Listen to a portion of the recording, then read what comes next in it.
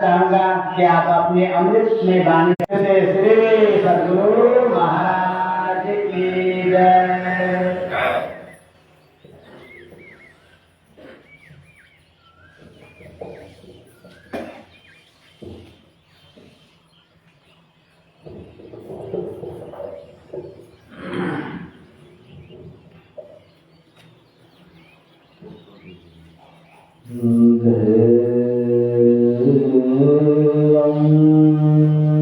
सदा परिभवगणनभीष्टसोऽहं तीर्थास्पदं शिवविरञ्जनकं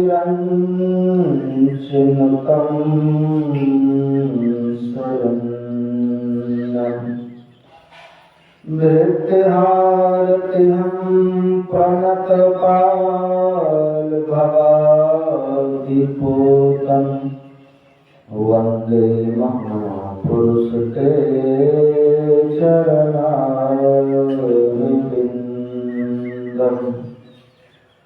आदिगुरुदेव अनादिगुरुदेव अनंत गुरुदेव अखिल गुरुदेव शरण गुरुदेव शरण गुरुदेव श्री गुरु महाराज चरणारविंद नमो नमस्ते। बोले सद्गुरुदेव भगवान की जय। गुरुदेव भगवान की जय। गुरुदेव भगवान की जय। अखिल विश्व ब्रह्मांड नायक परम पिता परमात्मा सद्गुरुदेव के चरणों में कोटि नमन। मंचस्थ मदमंगल में साध समाज उपस्थित धर्म सज्जनों भक्तमती माताओं एवं आदरणीय क्षेत्रवासियों, हम लोग मोहोपनिषद से ऋषियों के वचन श्रवण कर रहे थे। भावनो विवेकिनः शास्त्रम् भारो ज्ञानं चरागिनः अशान्तस्य मनोभारो भारो अनात्मविदो।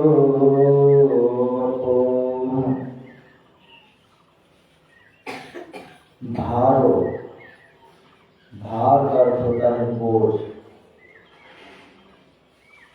सिरदर्द का जिसने कभी सत्संग नहीं किया है, संतों के वचन नहीं सुने हैं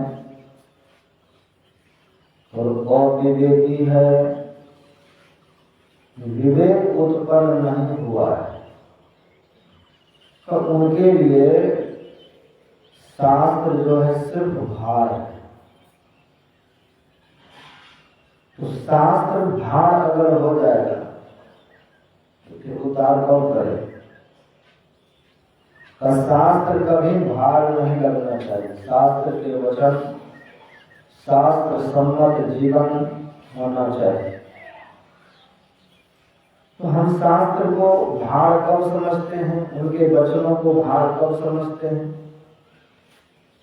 जब वो हमारे मन हमारे इंद्रियों के विपरीत उपदेश देता है। क्योंकि संसार में हम सुख उसी को मानते हैं जो हमको हमारे इंद्रियों को अच्छा लगे, और जो अच्छा नहीं लगता है उसको हम स्वीकार नहीं करना चाहते हैं। विवेकी जन को शास्त्र सब दिन भार है। जो रागी जीव है, आसक्त जीव है संसार में, उसको ज्ञान भार लगता है। उसको ज्ञान की बात कहिए, वो चलना नहीं चाहे, समझना नहीं चाहे, अशांत से मनोभाव। और बहुत ज्यादा अशांत जीव है तो उसके लिए मन भार है, जो आत्मज्ञान नहीं है उसके लिए शरीर भार। इतना भार हो जाता है कि लोग आत्महत्या तक कर लेते हैं। हटाओ इस शरीर ही भार हो जाता है। अर्थात वह समस्त चीज हमारे लिए भार है जो हमें चलाना नहीं आता है। जिस चीज को आप चलाना नहीं जानते हैं वो चीज आपके लिए भार है।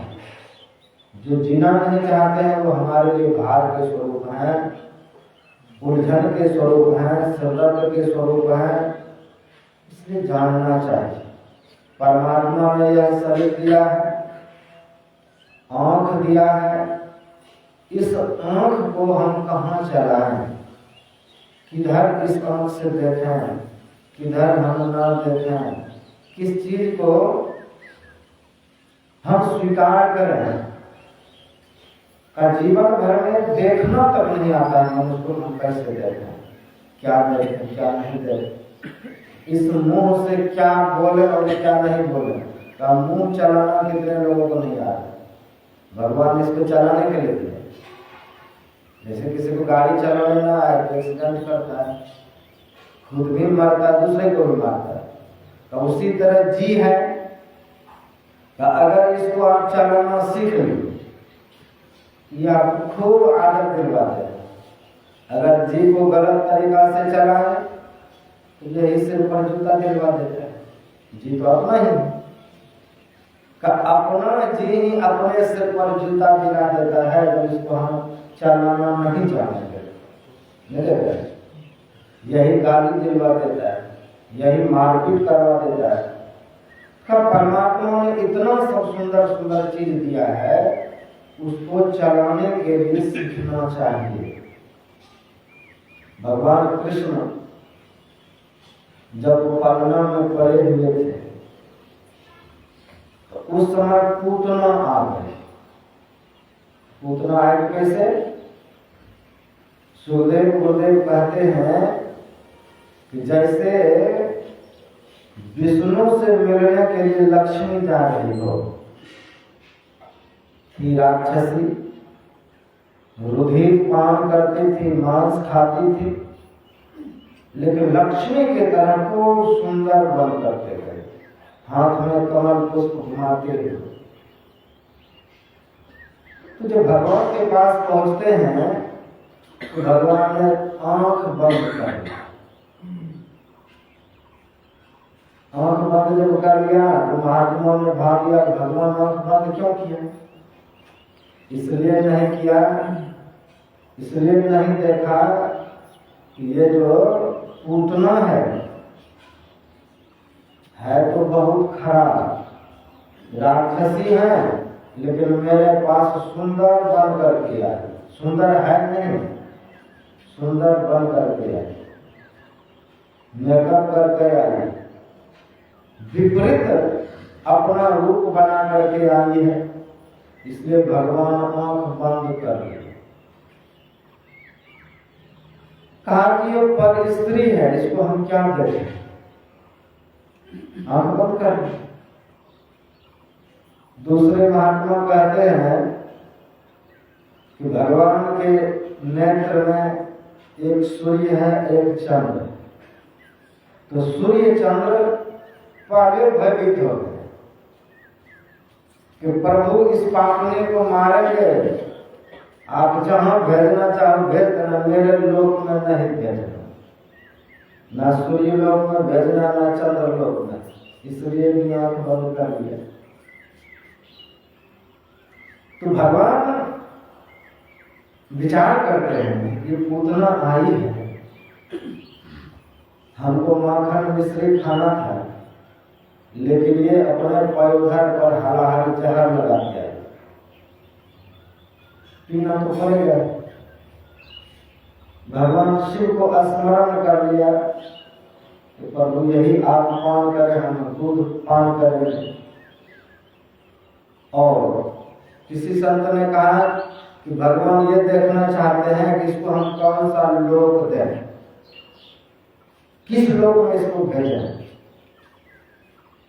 तो आंख का उपयोग भगवान ने किया, इसको नहीं देखना है।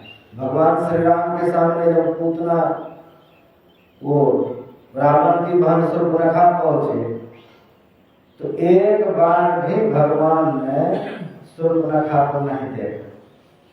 देखने लायक थी, लेकिन आई थी तो सुंदरी बन के। तो राम जी ने क्या किया, सीता चिताई, सीता जी को देख रहे हैं और बात लिख रहे। जहां मुझे देखने का अधिकार है वहीं पर देखना चाहिए। तो आंख से जीवन भर में भी अगर देखना नहीं आया कि क्या देखें, कैसे देखें। विभीषण जी ने रावण को कितना सुंदर उपदेश दिया कि आप अगर अपना कल्याण चाहते हैं, जब आपन चाहे कल्याण, अगर अपना कल्याण चाहते हैं सो पर नार लीलार गुसाई तजबु चंद्र के चौथ की नाई। पर स्त्री का लीलार नहीं, उसका चरण देखना चाहिए, उसका मुखार बिंद सिर्फ उसके पति को देखने का अधिकार है। सो पर लीलार गुसाई तजबु चंद्र के चौथ के नाई। कहते हैं भादव के समय में जो चतुर्थी होता है, उस दिन का चंद्रमा देखने के बाद कलंकित हो जाता है व्यक्ति, उसको व्यर्थ का कलंक लग जाता है, उसी का चौथ की नाई। उस चौथ के चंद्रमा को जिसने देख लिया उसको व्यर्थ का कलंक लग जाएगा, व्यर्थ का कलंक। क्योंकि चौथ के दिन गणेश जी, बारिश का दिन था, वो निकले टहलने के लिए और फिसल के हड़बड़ा के गिर गए। तो चारों तरफ उठ करके देखते किसी ने देखा तो नहीं मुझको गिरते हुए। तो चंद्रमा देखा, खिलखिला के हंस रहा। उसी दिन उसने श्राप दे दिया। तो वही को समझ लिखते हैं तजबु चंद्र के चौथ के नाई। तो उसी तरह से पर स्त्री के लीलार मस्तक नहीं, उसके चरण को देखिए। संत गरीबदास जी महाराज कहते हैं आवत मुख नहीं देखिए जाति की नहीं पीठ। इतना परहेज किया है स्त्री को भी पुरुष को भी, हम अपने आंख को कहाँ रखें, हम अपने आंख को कैसे चलाना सीखें।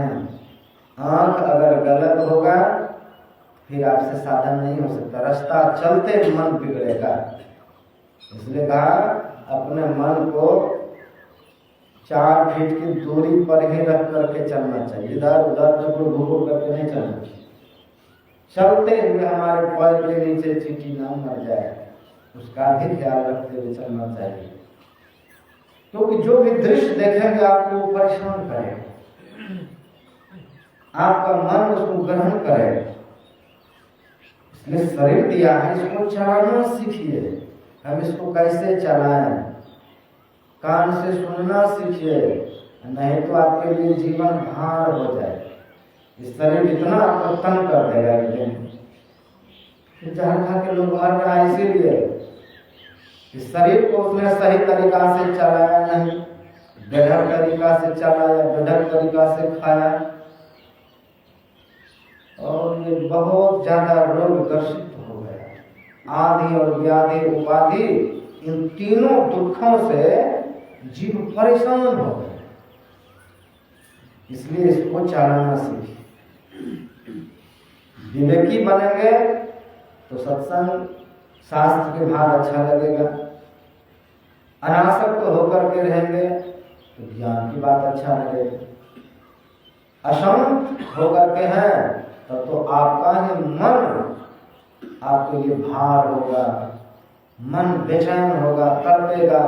अशांत से उतर सुखम, का जो अशांत व्यक्ति है उसको कैसा सुख, कहीं सुख नहीं अशांत व्यक्ति के।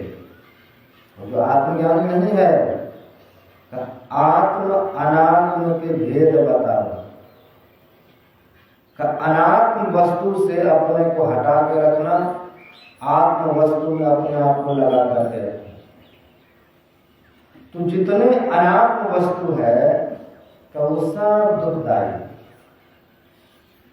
अनात्म वस्तु संसार, आत्मा को छोड़ करके जो कुछ भी है, जहां भी आपकी प्रीति है, जहां भी आपका स्नेह है, वो सब दुखदायी है। इसलिए आत्म अनात्म के भेद बता, गुरु महाराज ने ही भेद दिया कि अनात्म वस्तु से अपने को ज्यादा ज्यादा हटा करके रखें और आत्म वस्तु में अपने को लगा करके रखें। तो अनात्म चीज दुखदायी है संसार में। तो कहा शरीर भी हमारा भार हो जाए, इस शरीर को कौन के लिए दिया है भगवान ने? इनसे हम मुक्ति का मांगो। तो बात कहते हैं कि इस शरीर से मुक्ति कमाने के लिए, हम मुक्ति की कमाई करने के लिए इस शरीर में आए, भोग भोगने के लिए नहीं आए, अथवा सिर्फ संतान की संतति को बढ़ाने के लिए नहीं आए। इससे जीव स्वतंत्र होने के लिए, मुक्त होने के लिए एक मशीन दिया, आप इससे मुक्त होइए। और यह अवसर सिर्फ इसी में है। तो मुक्ति का काम छोड़ करके सिर्फ भक्ति में लगेंगे, फिर ये अशांत हो जाएगा। भोग के लिए दूसरा जीवन है। जितना कुत्ता विषय सुख ले सकता है, मनुष्य नहीं ले सकता। जितना गिद्ध आंख का सुख ले सकता है, उतना मनुष्य नहीं ले सकता। इसलिए कहा जो विषया संतन तजी मूढ़ता ही मिलता है, ज्यों नर डाले गमन करे स्वान स्वाद सो। का मनुष्य जो उल्टी कर देता है, कुत्ता उसको बड़े स्वाद से चाट के खाता है। तो जो विषया संतन तजी, विषय को जिन संतों ने त्याग दिया, का वही विषयी लोग उसमें दिन रात आसक्त है। तो मनुष्य शरीर विषयी होने के लिए नहीं दिया, विषय से यहां से हटने के लिए दिया। इसलिए आपने सुना दुर्लभो विषय क्या हो, ये विषय का क्या नहीं बड़ा दुर्लभ। दुर्लभम तत्व दर्शनम, दुर्लभा सहजावस्था सदगुरु करुणा बिना। सदगुरु की अगर करुणा हो जाए तब विषय का त्याग भी सुलभ हो जाए। विषय का त्याग भी सुलभ होगा कब? अच्छा एक बात सोचिए, जितने संत जन हैं, क्या वे किसी को देखते नहीं थे? देख तो रहे वो, लेकिन वो देखते हुए विषयी नहीं है। वो भोजन करते हुए स्वादु नहीं है। वो किसी के शब्द को सुनते हुए उसमें आसक्त नहीं है। वह भी सुनता है, वह भी सिर पर हाथ रखकर आशीर्वाद देता है, वो भी बोलता है, वो भी सब कर्म आपके तरह ही कर रहा है, लेकिन फिर भी वो विषयी नहीं है। आंख देख रहा है, आंख आपको देख रहा है, लेकिन उसकी चेतन शक्ति उस दिव्य शक्ति से जुड़ा हुआ है। आपको देखते हुए भी वह नहीं देखता है, वह खाते हुए भी नहीं खा रहा है, वो सोते हुए भी नहीं सो रहा है। गुरु महाराज जब मंच पर रहते थे, तो मंच पर रहते रहते धीरे धीरे धीरे सिर झुक जाता था, लापता हो जाता।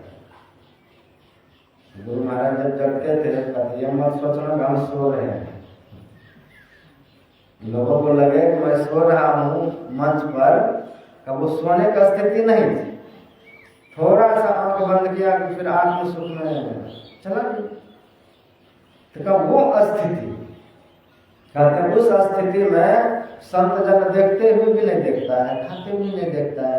जैसे कई बार होता है कब गहरी चिंता में, आंख खुला हुआ है, कान बिल्कुल खुला हुआ है, यहीं पर है या अगर थोड़ा सा चिंतन इधर उधर का चला जाए, मैं क्या बोला पूछ दूं तो तुरंत अगबगा जाएंगे।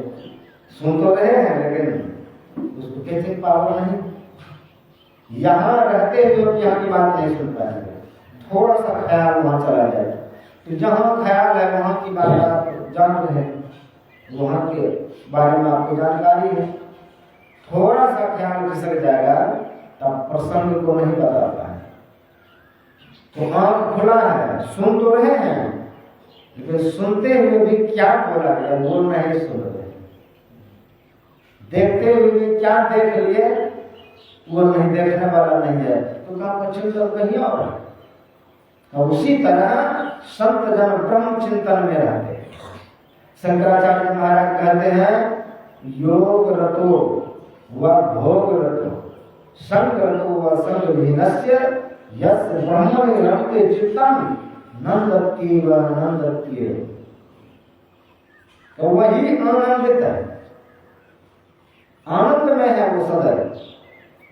तो सदैव में आनंद वही है जो आनंद से जुड़ा हुआ है।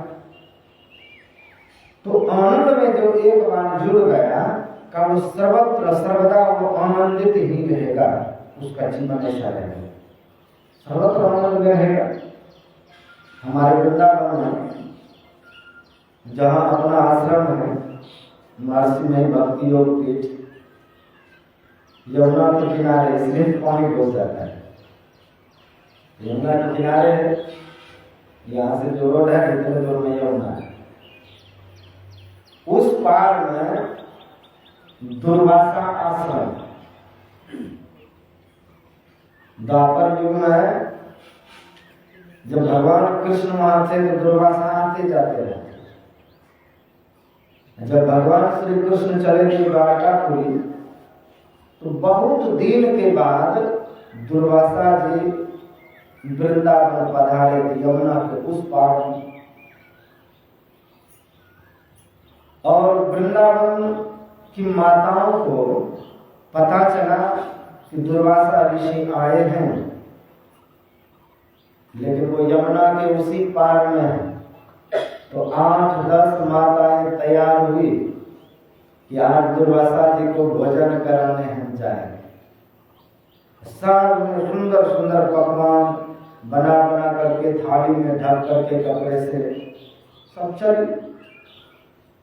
आंधी तूफान चल रहा था लेकिन दुर्वासा जी को भोजन करना है समय पर, इसलिए पहुंचे कि यमुना में इतना जोर से लहर उठ रहा था कि छोटी छोटी नाव वाले का हम पार नहीं करें, हमको मरना थोड़े, हम यमुना में आपको पार नहीं करेंगे। अब क्या करें, यमुना पार करने का क्या उपाय है?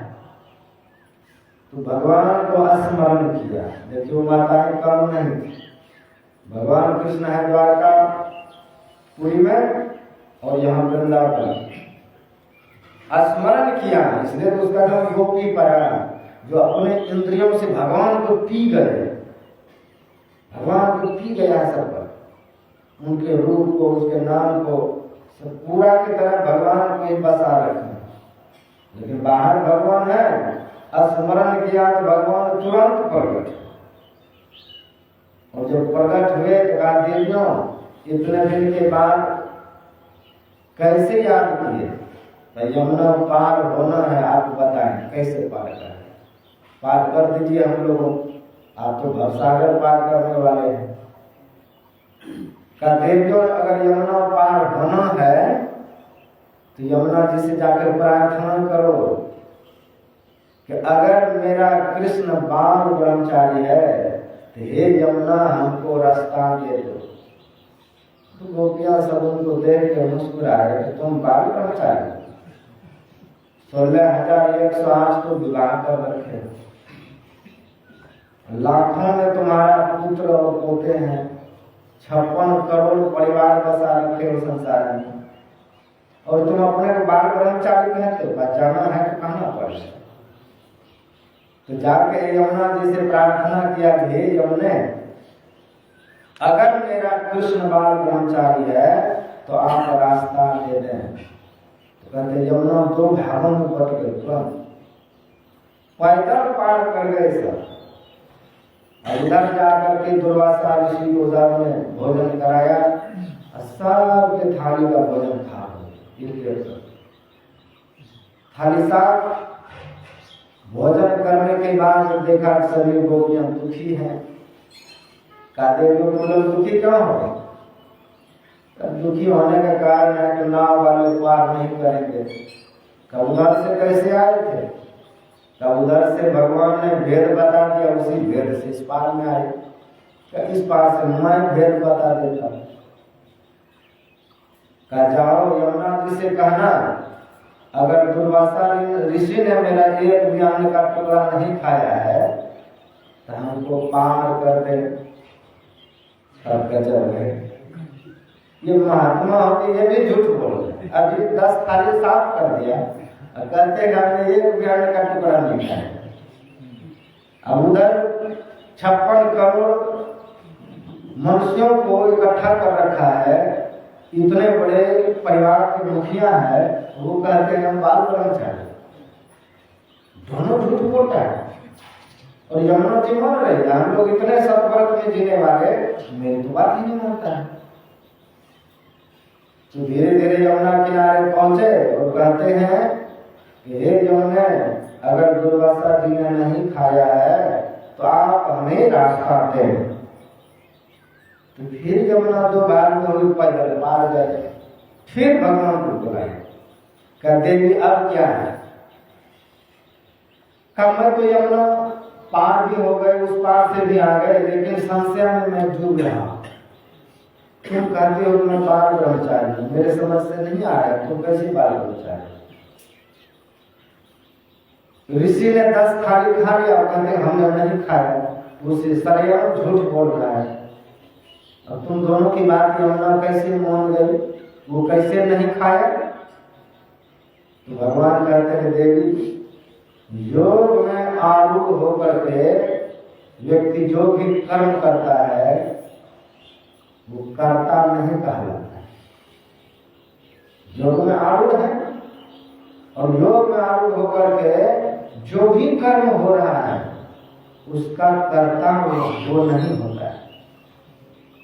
भगवान ने तरह तरह की धरती पर पेड़ पौधा फल इत्यादि बनाए, चांद बनाए, सूरज बनाए, तारे बनाए, ग्रह बनाए, सब चीज बनाए। कहीं पर वो करता है, मेरा नाम है कि यहाँ पर किसने बनाए? बनाने वाला तो है, लेकिन वो करता कहीं पर बना है कि हमने ये चीज बना दिया है। आपके गली में मुखिया जी रोड बना दे, इतना बड़ा पत्थर बढ़िया वाला बना दे, नहीं बढ़िया वाला पत्थर लगा देगा, फलना मुखिया ने ये गली बनाया, कहता हो गई। लेकिन भगवान का कहीं नाम है हस्ताक्षर कि हमने ये काम किया? नहीं। भगवान करके भी नहीं करता, सब चीज भगवान ही करता है, वो करते हुए नहीं दिखता है। अब कहते हैं ना कि भगवान के बिना एक पत्ता भी नहीं हिलता है। तो भगवान पत्ता हिलाने नहीं आता है, वो हिलाने का काम पवन देव को दे रखा है, तो तुम हिलाते हो पता। लेकिन पवन देव को शक्ति किसने दी है? भगवान। तो भगवान ही हिला रहा है, लेकिन पवन देव के द्वारा। भगवान ही रोशनी कर रहा है, लेकिन सूर्य देव के द्वारा। भगवान ही हवा दे रहा है, सांस दे रहा है। सब अलग अलग है ना, लेकिन सबके करने वाले, सबके शक्ति एक भगवान है। उनके बिना पत्ता नहीं हिलता है, लेकिन वो पत्ता हिलाते हुए नहीं हिलता है।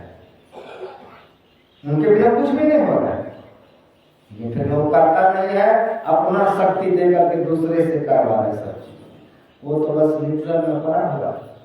जिसको जो शक्ति चाहिए उस शक्ति को लेकर के सब अपना अपना काम कर रहा है। योग में आरूढ़ व्यक्ति से कोई पाप नहीं होता है। योग में जो आरूढ़ व्यक्ति है, तो भगवान ने शौक से एक भी विवाह नहीं किया। तो मैं शौक से सुंदर है तो कर ले, नहीं। सब ने जन्म जन्म तक खूब तपस्या की, लेकिन सुनाया था थोड़ा सा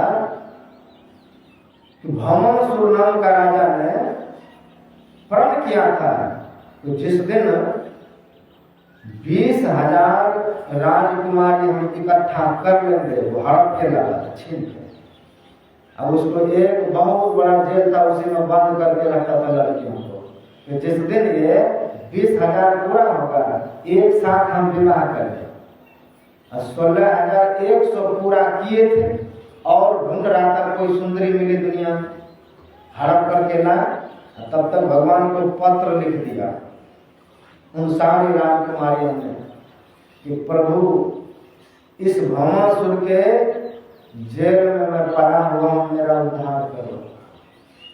तो भगवान गए, भौमासुर को मार करके सभी कन्याओं को वहां से बाहर किया और बाहर करके निवेदन किया कि हे देवियों, अब अपने अपने घर चले जाओ। तो सभी देवियों ने एक साथ भगवान से कहती हैं कि प्रभु आपने इस जेल से तो हमें मुक्त कर दिया, लेकिन आपको पता है कि 5 साल पहले मेरे माँ बाप से छीन करके इसने लाया है। कोई हमको अच्छा समझे, कोई राजकुमार हमसे विवाह करना चाहेगा? हम बल्कि परम पवित्र हैं, लेकिन किसी के दृष्टि में हम पवित्र हैं? तो 5 साल से इनके जेल में कैद हैं, तो कोई राजकुमार हमारा हमसे विवाह नहीं करेगा, माँ बाप भी स्वीकार नहीं करेगा, करे तो ना माँ बाप रखेंगे ना तो राजकुमार हमसे विवाह करेंगे। तो मेरे पास तो एक ही रास्ता है कि हम सब समुद्र में जाके कूद करके अपना जान दे दें। तभी ना सब एक साथ जान दे देंगे, दुनिया से चले जाएंगे, इसी में मेरा भला है। नहीं तो आप अपने शरण में रख लीजिए, ये दूसरे नंबर की बात। या तो हम सब आत्महत्या कर लें, या तो आप शरण में रखिए, क्योंकि आप समर्थपूर्ण हैं।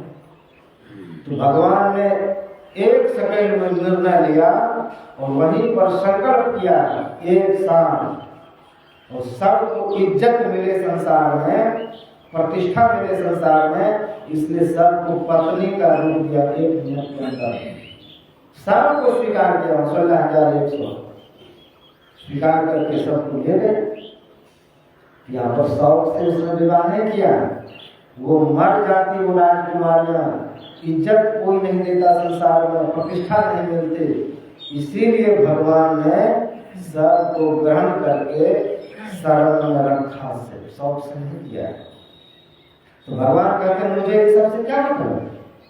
इसलिए भगवान का नाम है अच्युत गोविंद। अच्युत का मतलब होता है जो अपने स्वरूप से ना गिरे। हम लोग तो गिरे हुए नहीं, हम लोग स्वरूप में नहीं है, रूप में हम गिरे हुए जीव हैं, अधम, इसलिए अधम कहा गया। हम बहुत दूर से गिरे हुए थे, पाप में जीवन दिन रात बीत जाता है। तो हम गिरे हुए जीव, भगवान गिरे हुए नहीं है। भगवान क्या है? उतरे हुए जीव, वो उतरे हैं सब, इसलिए उसका नाम है अवतार।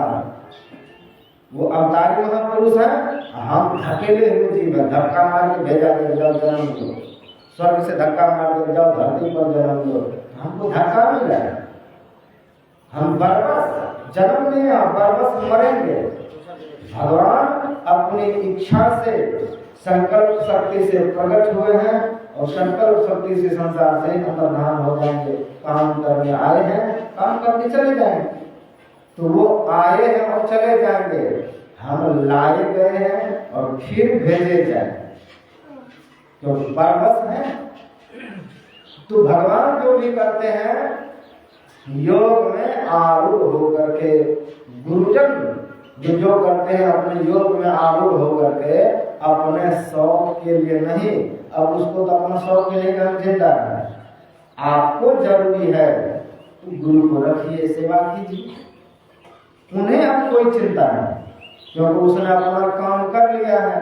आप रखेंगे अपने शौक के लिए, उसको रखिए, शरीर त्यागने के लिए तैयार है।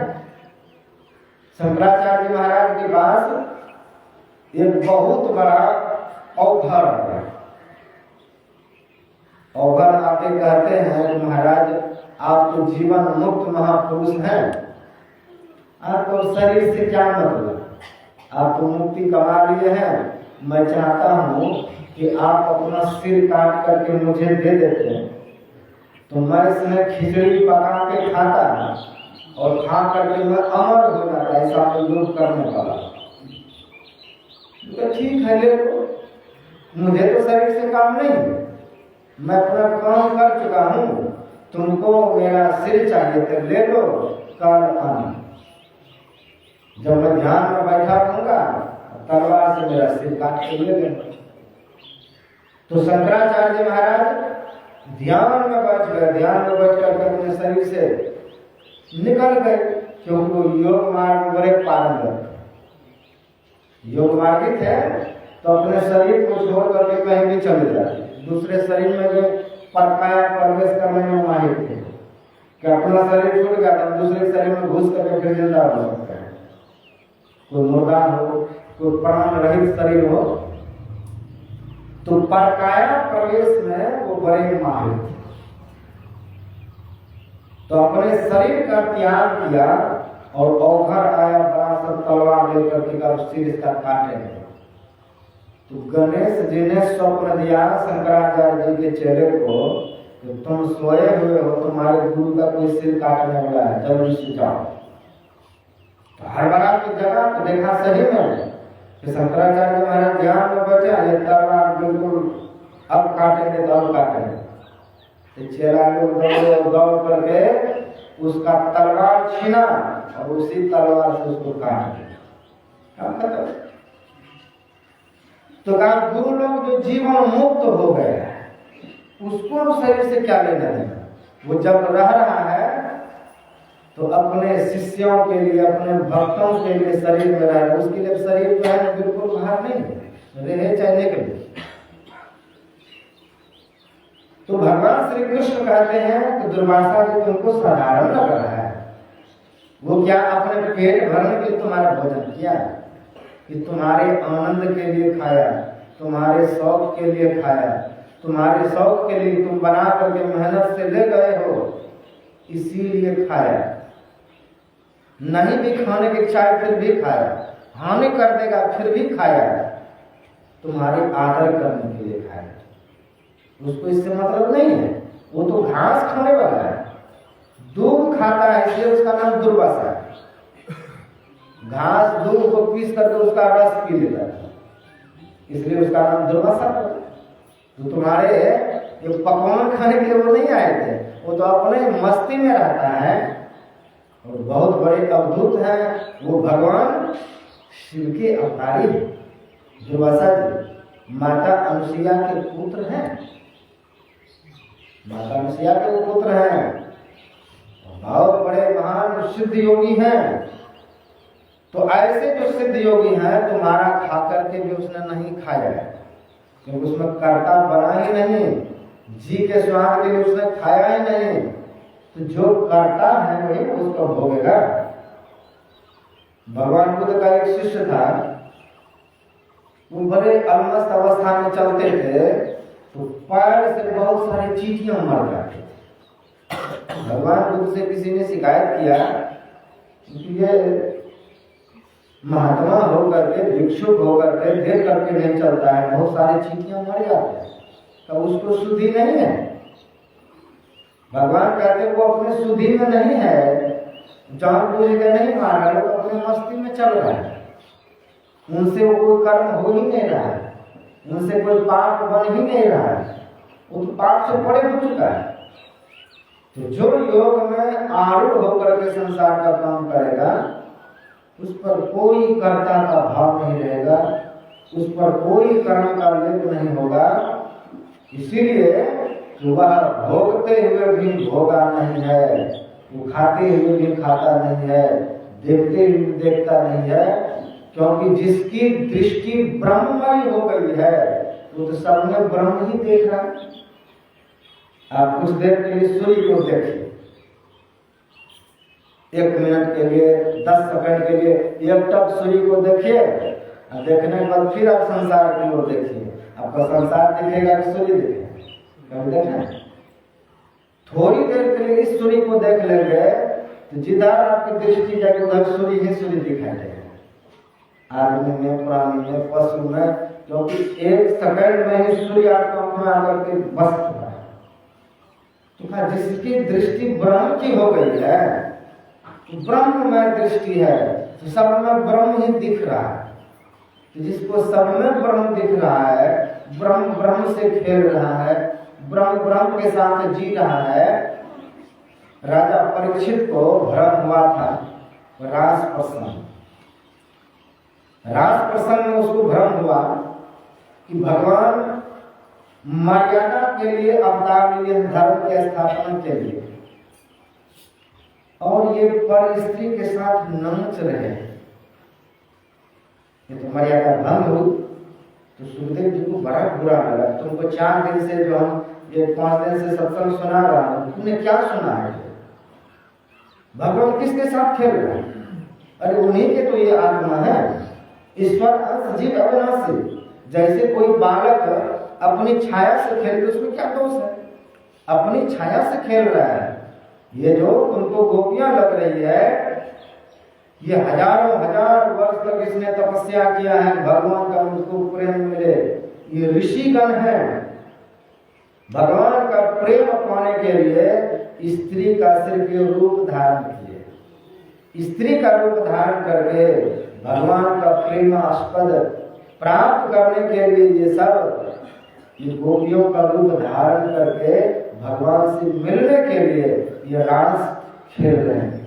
रास का मतलब ये है कि अपने आप उस रस में मिला देना, उस रस में अपने आप को खो देना। उस रस में जब आप खो गए तो ये हो गया रास।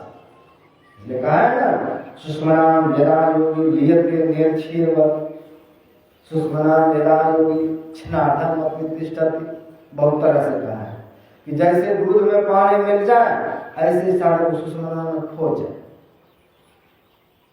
पानी के संग पानी जैसे मिलता है, क्यों गोविंद संग गोविंद का, जैसे पानी में पानी मिला दीजिए तो कोई आपत्ति नहीं है, मिल करके एक हो गया का। उसी तरह से इस आत्मा को उस परमात्मा में मिला दिए। कब वो स्थिति जब आपका आ जाएगा तो क्या होगा? दुर्लभो विषय त्यागो। जो विषय का त्याग दुर्लभ है, आपके लिए बहुत सुलभ हो जाएगा, बहुत सुलभ हो जाएगा विषयों का त्याग। आप क्योंकि देख तो रहे हैं, लेकिन आप उस रूप में नहीं फंसे। किसी को आप रूप देख करके नहीं देख रहे हैं, कर्णों बस देख रहे हैं। गुरु देखता है ना, तो कर्णों बस देखता है इस जीव का क्या है, ये जीव कैसा है। तो कर्णों से भर करके गुरुजन किसी को देखता है, ना कि किसी के रूप को देखकर। तो कर्णों बस देख करके उस पर करुणा करने के लिए देखता है।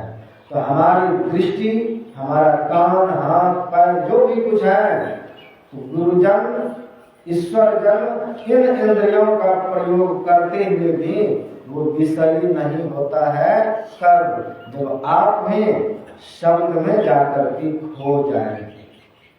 लय योग का जब साधन करेंगे, उस वक्त आप बिल्कुल विषयों की आकांक्षा न करते हुए ब्रह्म रस की ओर दौड़ेंगे।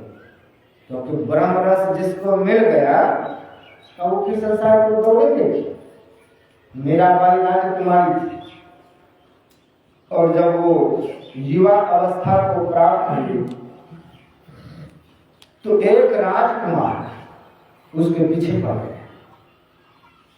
मैं तुमसे बहुत प्रेम करता हूं, मुझसे विवाह कर। अब ये परम भक्तिन है, पूर्व जन्म से भक्तिन है, विचार करते हैं अगर न कह देंगे तो राजकुमार है, कहीं से उठा देंगे, नहीं, कहीं सत्संग में चले जाती हैं, कहीं भी नाच करने लग जाती हैं। अगर इसको ना कहेंगे तो कहीं से भी अपहरण भी कर सकता है, वो स्थिति आ सकती है। तो मीरा जी ने नाम नहीं कहा, हे राजकुमार,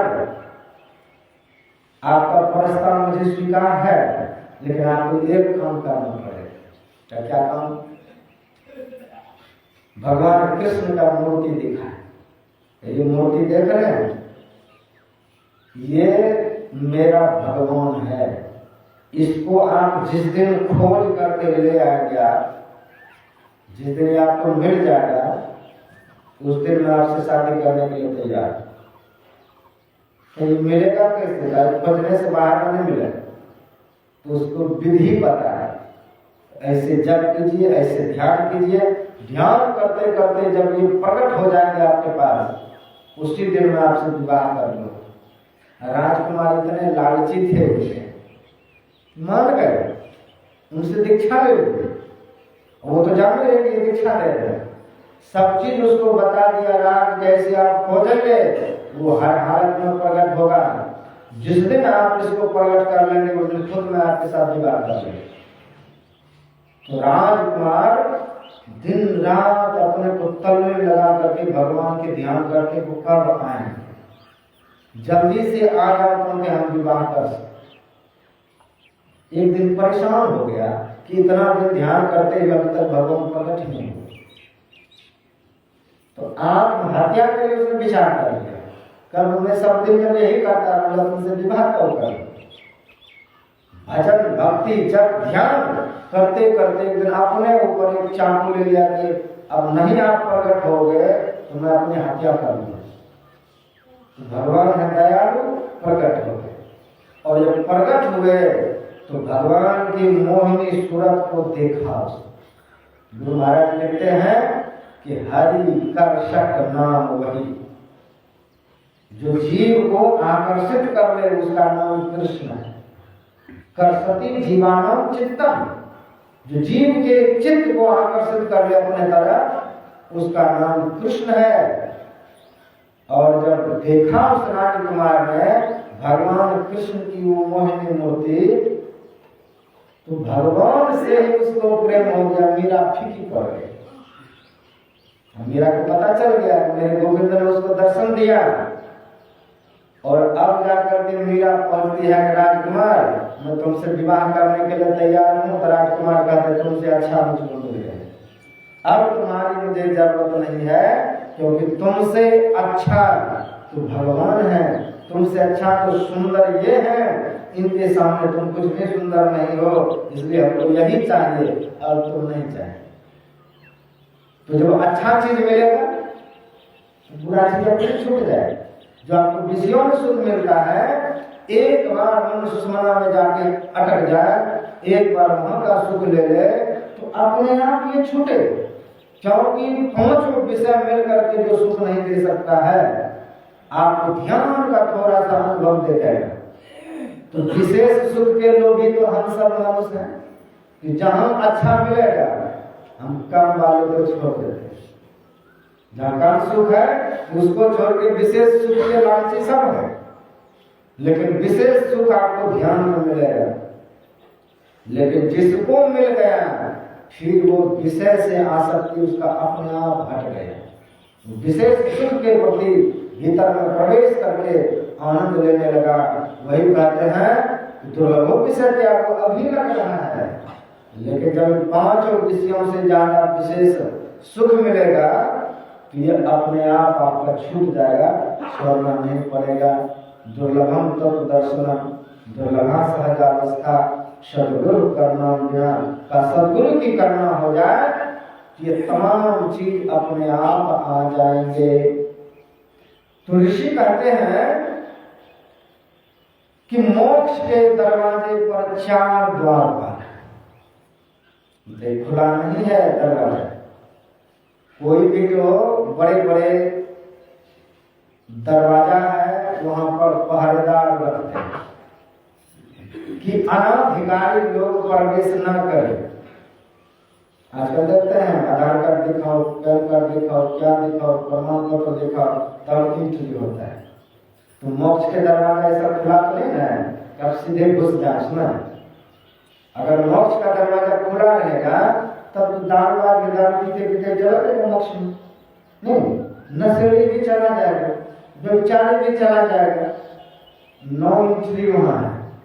वह जब तक आप प्रमाण पत्र नहीं देंगे तब तक आपको पास ही नहीं करेगा। गुरु से दीक्षित है कि नहीं, गुरुमुखी है कि नहीं, आप में दुर्गुण है तब वो ठहर भी नहीं सकते हैं, ठहरने भी नहीं देगा पेट पर। इसलिए 4 द्वारपाल है बहुत अच्छे अच्छे। कौन कौन है? शम, विचार, संतोष और साधु संग। ये 4 द्वारपाल गेट पर खड़े रहते हैं।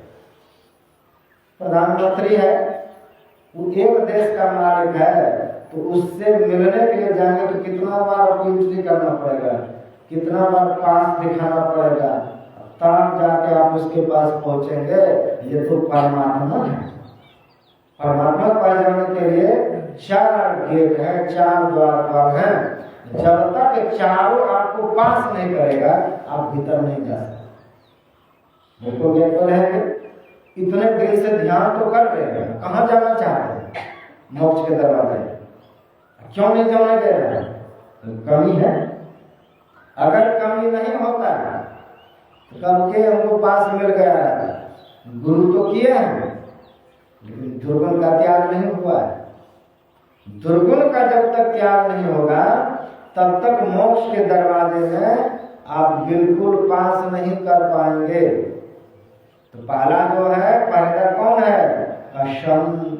संकल्प क्या है?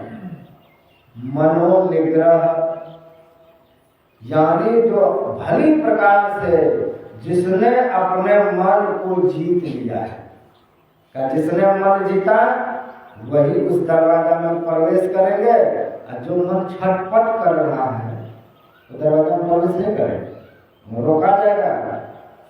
तो जब तक आप बिल्कुल मनोनिग्रह नहीं कर लेते हैं आप सुषुम्ना के दरवाजे पे ठहर ही नहीं सकते। जब तक ठहरेंगे नहीं तो बात बनने वाली नहीं है।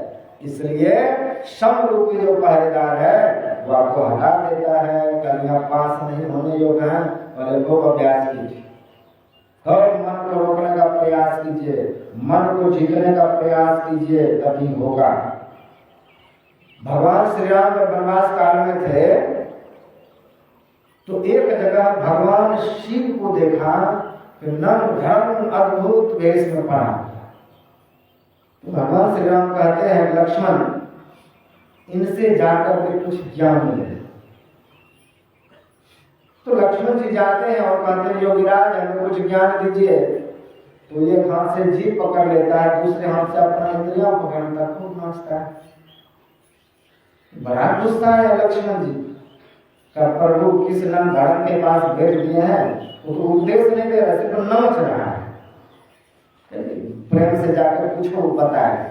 तो 2 बार 3 बार गया तो शिव जी को बड़ा क्रोध है, मैं तुम्हें को ज्ञान नहीं दे रहा। इसमें क्या ज्ञान है? कोई अपना जनेन्द्रिया पकड़ के नाचता है। आप नाच हमको दिखा रहे हैं, मैं आपसे ज्ञान की बात कर रहा हूँ।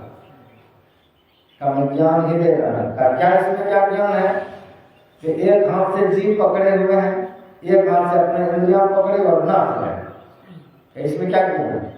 जो जीभ को पकड़ लेगा वही अपने इंद्रियों को भी वश में कर पाए। यही है। जीभ को जैसा आप रस देंगे वैसी आपकी इंद्रियां बनेंगी। तमोगुणी अगर जीभ को आहार देते हैं और चाहते हैं कि हम इंद्रियों से हम ब्रह्मचर्य का पालन करने विषयों से दूर रहें तो कभी नहीं कर सकते, क्योंकि जी है ये रस लेता है। हमारे शरीर में 2 तरह के इंद्रियां हैं, एक काम करने वाली, एक ज्ञान करने वाली। आंख से हम ज्ञान करते हैं। आंख से जब हम किसी वस्तु को देखते हैं कि पेड़ में सुंदर गुलाब का फूल है, मन कहता है कि यह हमको चाहिए। तो मन तो चाह रहा है कि हमको गुलाब का फूल चाहिए, हाथ तोड़ नहीं सकता है। तो इन सब का सहयोग कौन करेगा? पैर का। आंख ने देखा और पैर वहां पहुंच करके गया, हाथ ने तोड़ लिया। का आंख का सहयोगी कौन है? का पैर। अगर आंख ने नहीं देखा होता तो पैर को वहां गुलाब के पास जाने की जरूरत थी? नहीं थी जरूरत। तो आंख ने देखा तो आंख का सहयोग किया पैर ने, क्योंकि आंख जो है अग्नि तत्व से बना है और पैर भी अग्नि तत्व से बना है। ये रूप देखता है, ये उसका सहयोग करता है। अगर हम देखें ही नहीं तो पैर को बाजार में भटकने की जरूरत है नहीं है। पैर को किसने भटकाया? आंख ने। का जिसने आंख को समेट लिया उसका पैर भी सिमटा रहेगा। पैर को भटकने की कोई चॉइस नहीं, आंख ही का बात है। इसलिए आंख पर जिसने संयम कर लिया का उसका सब चीज संयम हो गया। कान को हम कान से सुनते हैं और मुंह से बोलते हैं। कान में अगर आपकी दिन रात की निंदा डाल रहा है तो मुंह से निंदा ही निकले। कान में अगर सत्संग डाल रहे हैं तो मुंह से सत्संग की बात करें। कान में गाली डाल रहे हैं तो मुंह से गाली निकले।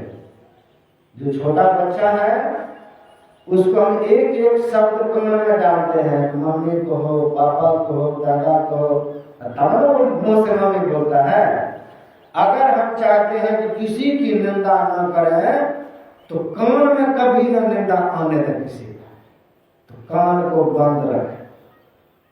कान बंद रहेगा तो मुंह बंद रहेगा।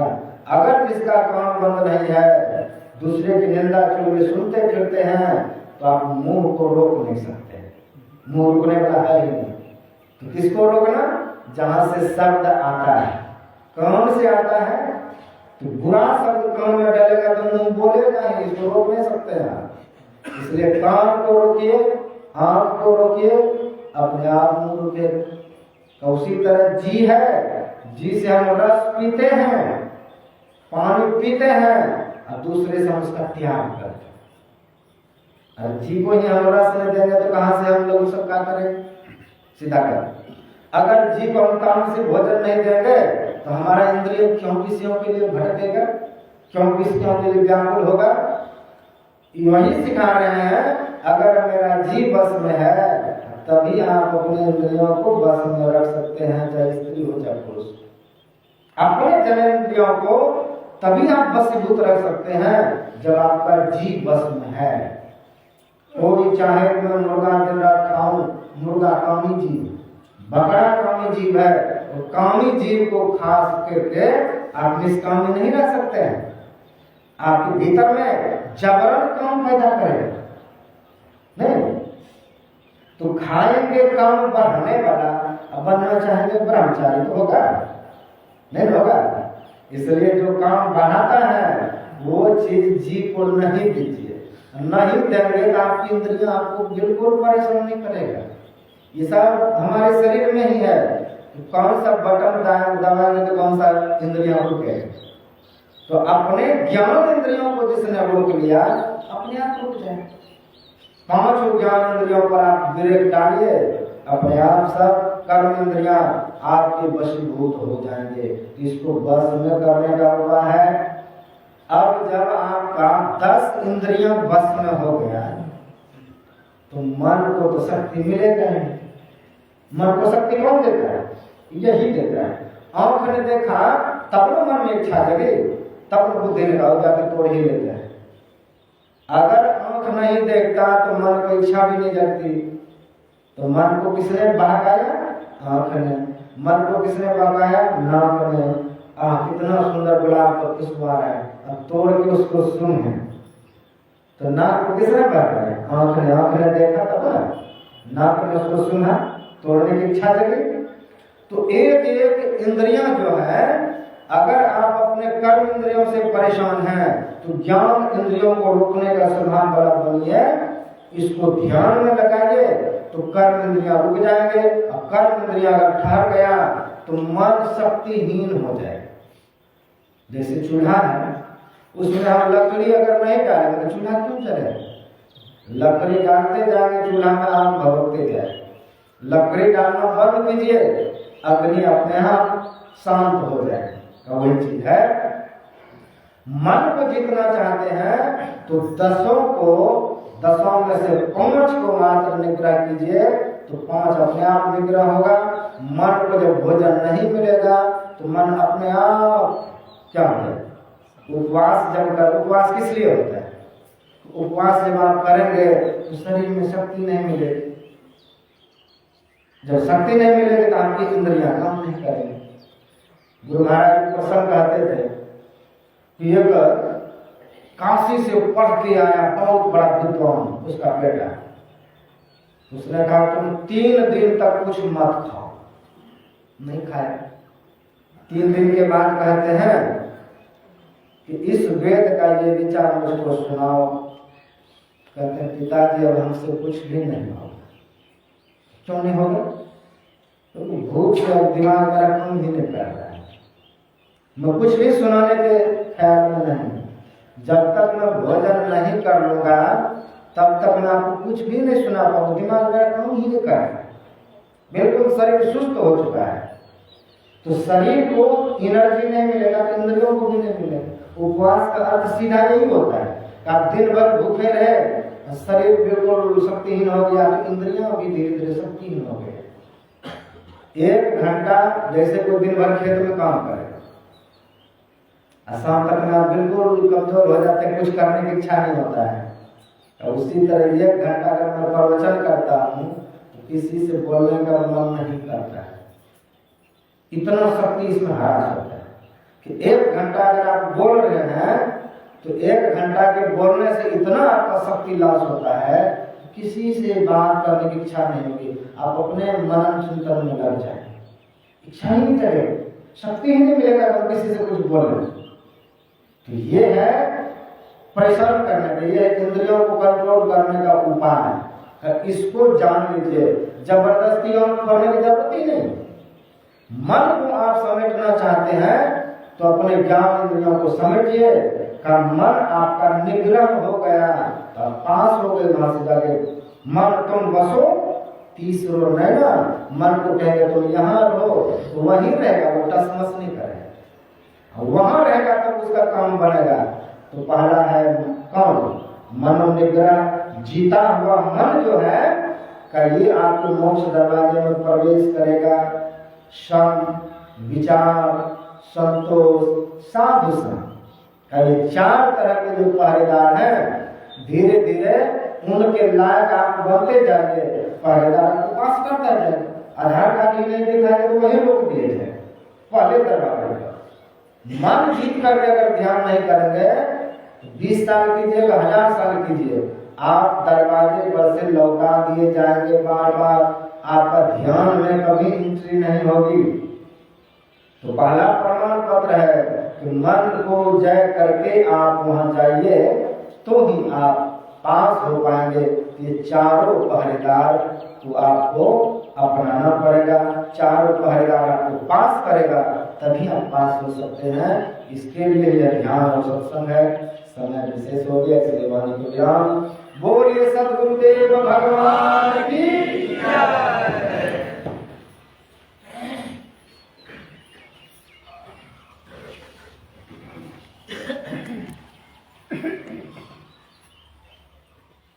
श्री सद्गुरु महाराज की जय।